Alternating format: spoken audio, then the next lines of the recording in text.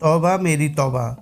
होली के एक दिन पहले हमारी कंपनी के मैनेजर श्यामलाल, जो बनारस से थे, हमारे बार बार कहने पर हम दोनों भाइयों को अपने किसी वाराणसी के ही बंधु के यहाँ होली मिलन के समारोह में ले गए। जिंदगी में हमने भांग कभी नहीं पी थी। हम उनसे अक्सर भांग पिलाने की जिद करते रहते थे। उन्होंने हमसे वादा किया था कि इस बार होली में आपको बढ़िया भांग पिलाएंगे।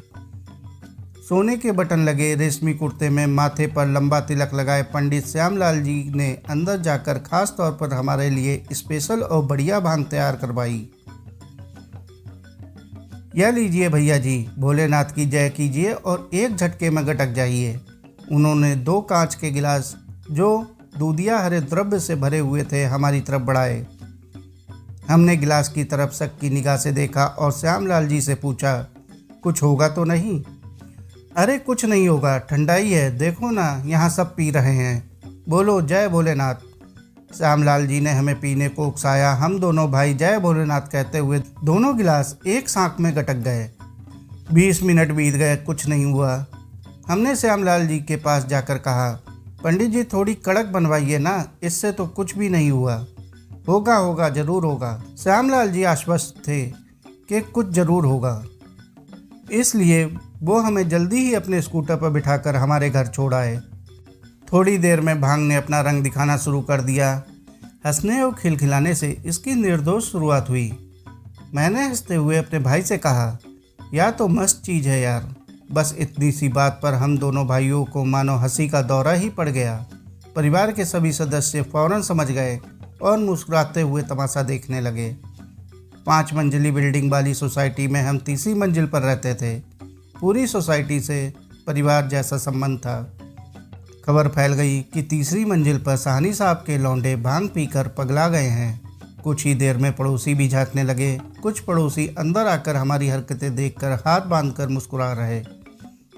हम सब समझ रहे थे, लेकिन हमारी हंसी रोकने वाली ग्रंथि काम ही नहीं कर रही थी। लेकिन यह तो अभी शुरुआत थी। नशे के दूसरे दौर में सर घूमना शुरू हुआ। हम दोनों भाई बिस्तर पर पड़ गए। यूं लग रहा था कि पूरे पलंग को किसी ने मेले में घूमने वाले विशाल ज्वाइंट व्हील के साथ बांध दिया हो। बार बार पलंग पर बिछे गद्दे को दोनों हाथों से यूं पकड़ लेते मानो उछलकर नीचे जा पड़ेंगे। उधर दूसरा भाई बालकनी में गमलों के नीचे रखी ईंटें उठाकर पलंग के नीचे लगा रहा था। उसे पलंग झुका हुआ लग रहा था।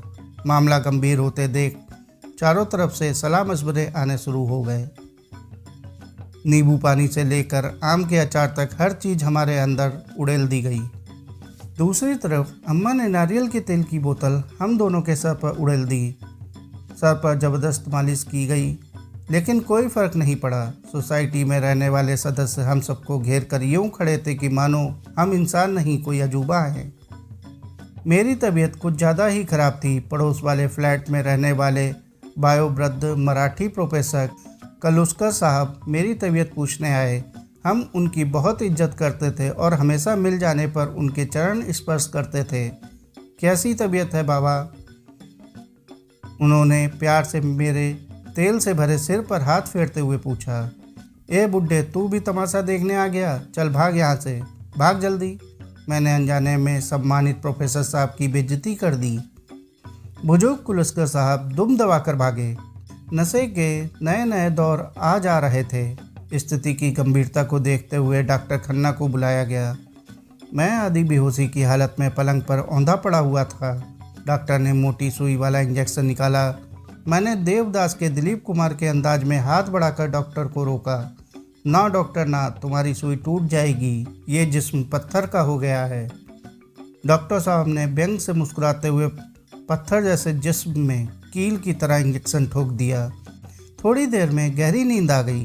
16 घंटे बाद आँख खुली तो भूख लग रही थी जोरदार। अम्मा ने रोटियां बनाना चालू की। हमारा पेट भर गया है, यह बताने वाला यंत्र अभी तक निष्क्रिय था। हमेशा एक रोटी और कहने वाली अम्मा को ज़िंदगी में पहली बार कहते सुना। अब बस भी कर, 15 रोटी तो खा चुका है। खैर साहब, अगले दिन होली थी। हम दोनों भाई सारे दिन सोते ही रहे। तीसरे दिन ऑफिस खुलते ही पिताजी पंडित श्यामलाल पर हुक्का पानी लेकर चढ़ गए। श्यामलाल जी, आपके अंदर अकल नाम की कोई चीज़ है या नहीं? दोनों बच्चों का क्या हाल हुआ है आपको पता है? बाबूजी, दोनों बच्चे बहुत दिनों से जिद कर रहे थे कि भांग। अरे तो क्या ऐसे भांग पिलाई जाती है? डॉक्टर को बुलाना पड़ा बोलो। पिता श्यामलाल जी को डांटते रहे और वो चुपचाप सिर झुकाकर सुनते रहे। आखिर उन्होंने भी अपना मुंह खोला। बाबूजी, हमारे वाराणसी में कहावत है, जिसको भांग पिलाओ तो उसको पहली बार में ही ऐसी पिलाओ कि उसके बाद जिंदगी भर भांग पीने के नाम से तौबा कर ले। पिताजी इतनी बात सुनकर निरुत्तर हो गए और हमने जिंदगी में उसके बाद भांग तो छोड़िए, हमने ठंडाई तक को हाथ नहीं लगाया। साथियों, कहानी को अंत तक सुनने के लिए आपका बहुत बहुत शुक्रिया। कहानी अच्छी लगी हो तो कहानी को लाइक और चैनल को सब्सक्राइब कर लीजिए। धन्यवाद।